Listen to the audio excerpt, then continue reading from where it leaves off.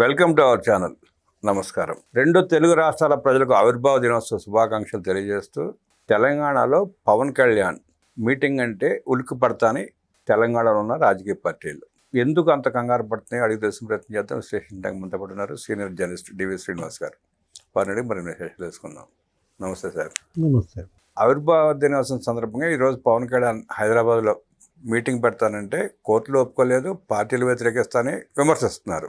Pawan Kalyan meeting పెడితే ఎందుకు అంత భయపడాల్సిన పరిస్థితి వచ్చిందంటారు పార్టీలకు? ఇక్కడ అంటే ప్రధాని మోడీ పవన్ కళ్యాణ్ ఇంటికి వచ్చినా భయపడతారు, ఆయన ఏదో పరామర్శించినా వీళ్ళు ఉలిక్కి పడతారు. లేదు మీరు అన్నట్టుగా ఇవాళ శుభాకాంక్షలు తెలియజేస్తూ తెలంగాణ ఆవిర్భావ దినోత్సవం ఒక ట్వీట్ పెట్టినా ఉలిక్కి పడతారు. లేకపోతే మీరు అన్నట్టుగా ఈ నవ నిర్మాణ సంకల్ప సభ ఏదో మీటింగ్ పెట్టాలనుకున్నారు, అసలు ఆ మీటింగ్ అనుమతి నిరాకరించడం, చివరికి కోర్టు కూడా దాన్ని మరి పక్కన పెట్టడం. ఇప్పుడు ఈరోజు ప్రెస్ మీట్ సాయంత్రం ప్రెస్ మీట్లోపు ఇంకెన్ని విన్యాసాలు నడుపుతారు.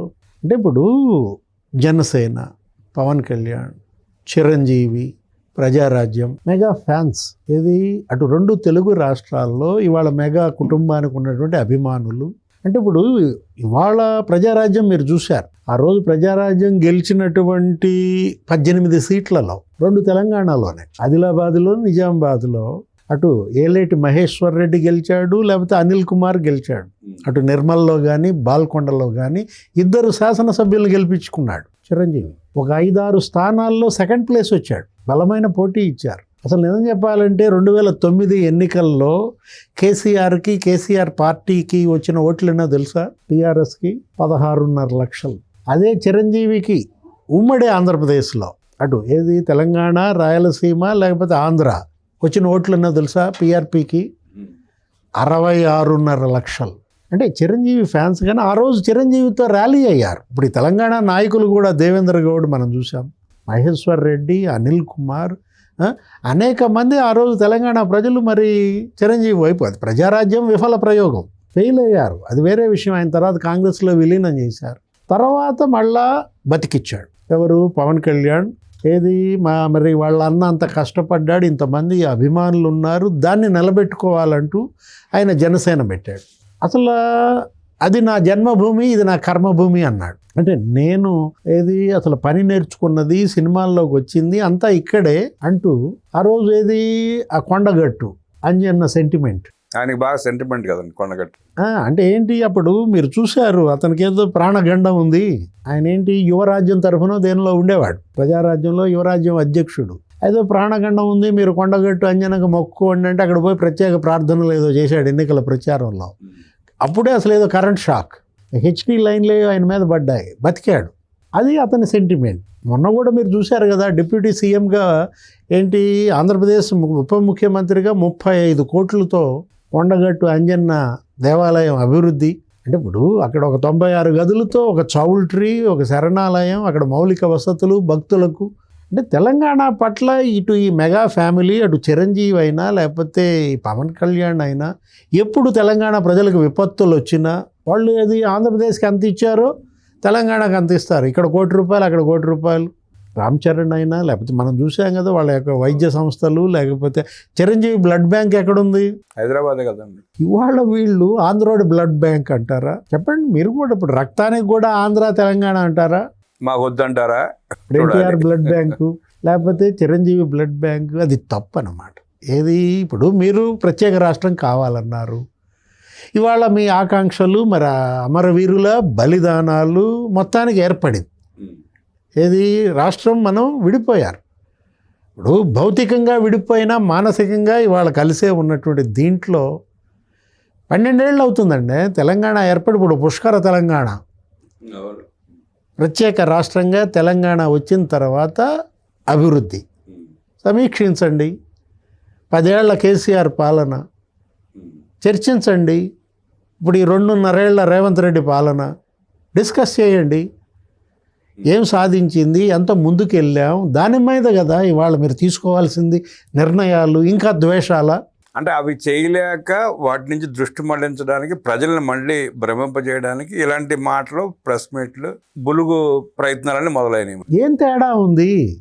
ఉమ్మడి ఆంధ్రప్రదేశ్లో అదే అవినీతి కుంభకోణాలు, అప్పుడు రాజశేఖర రెడ్డిపై ఆరోపణలు, ఆయన కొడుకు జైలుకి వెళ్ళటం, క్విడ్ ప్రోకో, సిబిఐ 11, ఈడీ 9 కేసులు, జలయజ్ఞం, ధనయజ్ఞం మనం చూసాం. కేసీఆర్ పాలనలో జలయజ్ఞం, ధనయజ్ఞం చేయలేదా కేసీఆర్? చేశారుగా. కాళేశ్వరం అదేగా విచారణ ఎదుర్కొన్నారా లేదా? అరే 1,00,000 కోట్లు తీసుకుపోయి గోదావరిలో పోసాడు, అది కాళేశ్వరం కాదు కూలేశ్వరం. హరీష్ రావు కాదు అతను కాళేశ్వరరావు అన్నారు. అంటే అసలు హరీష్ రావు పాలు బాగున్నాయా ఏంటి? పాల వ్యాపారం ఎలా ఉంది మనకు తెలియదు. అది 100 కోట్లు అతను పాల వ్యాపారం స్కామ్ అని ఎవరు చెప్పారు? కవితే బయట పెట్టింది కదా. అవును. అక్కడ ఉన్నది కేసీఆర్ మామూలు మనిషి కాదు, మరమనిషి అన్నది. గతంలో విపత్తులు వస్తే ఆ సార్ వచ్చేవాళ్ళు అంటూ ఎప్పుడు ఆయన చేసినటువంటి ఆ సహాయాన్ని చెబుతూనే, ఇప్పుడు అసలు తెలంగాణ కొట్టుకుపోయిన ఈసారి రారు అంటూ తండ్రినే పొడుస్తూ ఉంది. గుంట నక్కలు తోడేళ్ల నడుమ ఖైదీగా కేసీఆర్ అంది. ఎవరు? కవిత. అతను లిల్లీపుట్ అన్నది ఎవరిని? జగదీష్ రెడ్డి. అతని అవినీతి, కుంభకోణాలు, విద్యుత్ స్కాములు, కొనుగోళ్లలో ఛత్తీస్గఢ్ నుంచి కుంభకోణాలు, యాదాద్రి పవర్ ప్లాంట్లలో స్కాములు ఎవరు చెప్పారు? కవిత బయటపెట్టిందండి అన్ని. కృష్ణారావు బాగున్నాడా? ఎన్ని ఎకరాలు, 100 ఎకరాలు, 100 కోట్లు మాధవరం కృష్ణారావు అవినీతి బయటపెట్టింది ఎవరు? కవిత వసూళ్ల గురించి బయటపెట్టింది ఎవరు? ఆమె లిక్కర్ స్కామ్లో ఆమె జైలుకి వెళ్ళడం. అంటే మాధవరం కృష్ణారావు వర్సెస్ కవిత. కవిత భర్త అనిల్ ఆయనే చెప్పాడు కదా చిట్టాలన్నీ కూడా. అంటే ఇప్పుడు జగదీష్ రెడ్డి వర్సెస్ కవిత. అంటే తెలంగాణ సాధించుకుందే వీళ్ళు దోపిడీ చేయడానికి తప్ప ప్రజలకు చేసింది ఏమీ లేదు. మీరన్నట్టు దీని నుంచి చర్చ ప్రజల దృష్టి మళ్లించాలా. అందుకోసం ఇవాళ నేరుగా టార్గెట్ బీజేపీ, టార్గెట్ మోడీ అనలేక పవన్ కళ్యాణ్ భుజాలపై తుపాకీ పెట్టి బీజేపీని టీడీపీ, లేకపోతే చంద్రబాబును బూచిగా చూపించి మళ్ళా బీజేపీని కొట్టాలనా? అంటే ఇంకెన్నాళ్ళు ప్రజలు మోసం చేద్దాం అనుకున్నారు సార్ వీళ్ళు. ఇప్పుడు జీహెచ్ఎంసీ ఎన్నికలు వస్తున్నాయి, మనం చూసాం. ఏంటి? కేసీఆర్ 10 ఏళ్ళు అవకాశం ఇచ్చారు. తెలంగాణ రాష్ట్రం అవినీతి కుంభకోణాల్లో కల్వకుంట్ల కుటుంబం, అటు కేటీఆర్ విచారణలు, ఫార్ములా ఈ కార్ రేస్ అని. అరే ఐఏఎస్లు బలయ్యారండి. అంటే వీళ్ళని అడ్డం పెట్టుకున్న ఐఏఎస్లు కూడా ఎవరిని వదిలించినా కానీ వాడు 25 ఎకరాలు కొన్నాడు, ఇతను 18 ఎకరాలు కొన్నాడు. కాళేశ్వరంకి పనిచేసిన సిఈ, చీఫ్ ఇంజనీర్. 10 ఏళ్ల పరిపాలనలో బలిదానాలు చేసిన కుటుంబాలకు ఏమీ చేయకపోగా ఫోన్ ట్యాపింగ్లు, కుంభకోణాలు ఇవి మిగిలిన ఆఖరికి. అంటే ఎవరికి వాళ్ళు అప్పట్లో కేసీఆర్ కుటుంబము ఎంత దోచిందో దాన్ని మించి ఐఏఎస్లు లేకపోతే చీఫ్ ఇంజనీర్లు దోచారని మొత్తం ఏసీబీ పట్టుకుంది, బయట పెట్టింది, విచారిస్తోంది. అంటే ఇప్పుడు ఇక్కడ ఏంటంటే మనం ఒక 10 ఏళ్ళు కేసీఆర్ పాలన చూశారు. ఇప్పుడు మరి తెలంగాణ తెచ్చాడు, టీఆర్ఎస్ అని గెలిపించారు, అయిపోయింది. ఇప్పుడు కాంగ్రెస్ ఇచ్చింది తెలంగాణ, సోనియమ్మ అమ్మ అన్నారు, కాంగ్రెస్కి అవకాశం ఇచ్చారు, రేవంత్ని ముఖ్యమంత్రి చేశారు. 2.5 ఏళ్ళుగా చూస్తున్నారు. అతను ఇచ్చిన హామీలు ఎంత నెరవేర్చారు, తెలంగాణను ఎలా అభివృద్ధి చేశాడు, దాన్ని బట్టి రెండోసారి రేవంత్కి ఇద్దామా లేదా ప్రజలు డిసైడ్ చేస్తారు. ఇవాళ అటు కాంగ్రెస్ ఇచ్చింది, సోనియమ్మ అమ్మ అన్నారు, మరి చిన్నమ్మ ఉంది సుష్మా స్వరాజ్. ఇవాళ తెలంగాణ ఏర్పడటంలో బీజేపీ పాత్ర, ఆవిడ కీలక పాత్ర పోషించింది. ఆ రోజు ఎల్కే అద్వానీ మనం చూసాం. ఇప్పుడు ఇక్కడ ఏంటంటే బీజేపీ లేనిదే మరి కేవలం కాంగ్రెస్ ఇవ్వగలిగేదా? అంటే బీఆర్ఎస్ కేసీఆర్కి 10 ఏళ్ళు ఇచ్చాం, రేవంత్కి 5 ఏళ్ళు ఇచ్చాం, ఈసారి బీజేపీని చూద్దాం అని ఎక్కడ ప్రజలు అనుకుంటారో ఆ భయంతోనే ఇవన్నీ ఇట్లా ప్రాపగాండా మొదలుపెట్టారంటారా? ఇప్పటికే బీజేపీ 8 ఎంపీలతో తెలంగాణ సగం ఆక్రమించింది. ఇవాళ బీఆర్ఎస్ 3rd ప్లేస్కి వెళ్ళిపోయింది. 2 జాతీయ పార్టీలు చెరుసగం ఇవాళ తెలంగాణను పంచుకున్నాయి. వాళ్ళు ఒక 8 ఎంపీలు, వీళ్ళు ఒక 8 ఎంపీలు, 2 కేంద్ర మంత్రులు, కిషన్ రెడ్డి మరి బండి సంజయ్. కిషన్ రెడ్డి నెల్లూరు పెద్దారెడ్డి అనో ఏదో అంటాడు రేవంత్ రెడ్డి. నిన్న మాట్లాడుతూ రేవంత్ 60 లక్షల ధాన్యం కొన్నాను, కేంద్రం 40 లక్షలే కొంది, ఇంకో 15 లక్షలు కొంటా, నెల్లూరు పెద్దారెడ్డి ఈ ధాన్యం తీసుకుపోయి నీ ఇంటి ముందు పోస్తా అంటున్నాడు. ఇప్పుడు మీరు చూసుకోండి. కిషన్ రెడ్డి శిష్యుడిగా నువ్వు నీ ఆరిజన్ నువ్వే చెప్పావు. రేవంత్ రెడ్డి ఏమని చెప్పాడు ఆ రోజు? నాది బీజేపీ స్కూల్ అన్నావు, తెలుగుదేశం యూనివర్సిటీ అన్నావు, రాహుల్ దగ్గర ఉద్యోగం అన్నావు. ఆ రోజు రేవంత్ రెడ్డి బడే బాయ్ అన్నాడు. ఇక్కడ ఒకటి పొన్నం ప్రభాకర్ కూడా మాట్లాడుతూ ఏమంటాడు? క్షమాపణ చెప్పు పవన్ కళ్యాణ్ అన్నాడు. ఆయన ఒక అడుగు ముందుకేసి ఇంకా స్కృతి మించి మాట్లాడాడు ఒక మంచి స్థాయిలో ఉండి. అతను కూడా పిసిసి ప్రెసిడెంట్ ఇవాళ మళ్ళా వచ్చాడు, మహేష్ గౌడ్ కూడా. అంటే ఇప్పుడు ఇవాళ పవన్ అంటే ఎందుకు ఉలికి పడుతున్నారు అంటే చిరంజీవి ఫ్యాన్స్, పవన్ కళ్యాణ్ ఫ్యాన్స్, అప్పుడు ప్రజారాజ్యం, లేకపోతే ఇప్పుడు జనసేన. అంటే ఇవాళ వాళ్ళంతా మళ్ళీ బలంగా వెళ్తారు, అభిమానులంతా ఇవాళ బీజేపీ వైపు వెళ్తారు. అంటే ఇవాళ జన సైన్యం బీజేపీకి బలంగా మారుద్దని మొగ్గలోనే తుంచేద్దామనా? అంటే ఇలా భావోద్వేగాలు రెచ్చగొడితే పవన్ కళ్యాణ్ మళ్ళీ రాడు, మళ్ళీ మనం ఆడుకోవచ్చు, బీజేపీని అట్లాగే తటస్థంగా ఉండొచ్చు అని అభిప్రాయం అంటారు అదే. ఇప్పుడు అతను ఏమన్నాడు, ఏదో జోక్ చేశాడు ఆ మధ్య, ఏదో కోనసీమ కొబ్బరి చెట్లు వాళ్ళు ఏదో దిష్టి తగిలింది అనేసరికి గోల దానికి ఏదో మామూలు జోకు, మామూలుగా అనుకోమా, ఏముంది అందులో. లేకపోతే ఏంటి, ఆయన ఏదో అన్నాడంట, ఏమని 11 రోజులు అన్నం మానేసా అన్నాడంట అప్పట్లో, ఎప్పుడో పవన్ కళ్యాణ్. దాన్ని కూడా మళ్ళీ గుర్తు చేసి క్షమాపణ చెప్పమంటారు. ఎందుకు బాధేసింది అతనికి? అన్నదమ్ములు విడిపోయారన్న బాధతో చేయలేదని చెప్పాడు ఆ రోజు ఆయన. అంతకంటే ఏమన్నా తెలంగాణ ఇచ్చినందుకు కాదు ఆయన 11 రోజులు అన్నం మానేసింది, కేవలం ఏంటి, అసమానంగా అశాస్త్రీయంగా ఒకళ్ళకి అన్యాయం చేసి ఇంకొకళ్ళని మరి మేలు చేస్తూ ఇవ్వడం ఎందుకు? ఇద్దరికి సమానంగా న్యాయం చేయాలి కదా. ఆ రోజు ప్రధాని మోడీయే అన్నారు. ఏమన్నారు ఇప్పుడు మోడీ? తల్లిని చంపారు, పిల్లని బతికిచ్చారు అన్నాడు. అవునన్నారు ఆయన. ఆయన్ని మీరు టార్గెట్ చేశారు అప్పట్లో. ఏది మళ్ళా ఆయన్నే గెలిపించారు కదా, 8 ఎంపీ సీట్లు గెలిపించారు కదా బీజేపీని. అంటే ఇవాళ ఆమె అంటది ఎవరు? కవిత. ఆమె అసలు ఒక పార్టీ పెట్టి పారేసింది, టీఆర్ఎస్ 2.0 అంటది ఆమె. 1.0 దెబ్బకే తెలంగాణ 7 లక్షల కోట్ల అప్పుల్లోకి వెళ్ళింది. ఇవాళ మీ నాన్న, మీ అన్న, నువ్వు కూడా జైలుకి వెళ్ళావు కదా, వాళ్ళు విచారణలు ఎదుర్కొంటున్నారు కదా. నువ్వు వెళ్ళావు జైలుకి, హరీష్ను కూడా పంపాలని కదా నీ ప్రయత్నం. అంటే ఇప్పుడు ఏదో మళ్ళీ 2.0 అంటే జనం భయపడతారు. ఏది ఇప్పుడు టీఆర్ఎస్ బీఆర్ఎస్ ఆ 10 ఏళ్ళు 1.0 దెబ్బకే ఇవాళ తెలంగాణ తలడిల్లిపోతా ఉంది.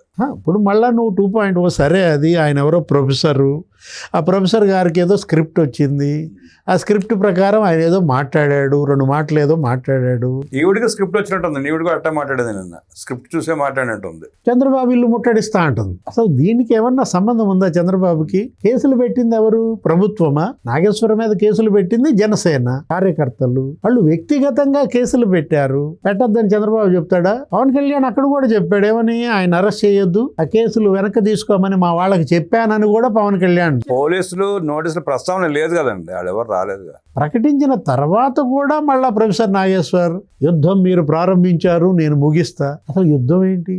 మీరు జర్నలిస్టు. ఇక్కడ గుమ్మడికాయల దొంగ ఎవరు అంటే భుజాలు తడుగుకుంటున్నారు అందరూ. యుద్ధం చేసేవాడు జర్నలిస్టా? జర్నలిస్టులు యుద్ధం చేయరండి. జర్నలిస్టులు సమాజంలో మార్పు కోరుకుంటారు, అభ్యుదయ సమాజం వైపు దేశం నడవాలనుకుంటారు. కానీ యుద్ధం ఏంటి అసలు?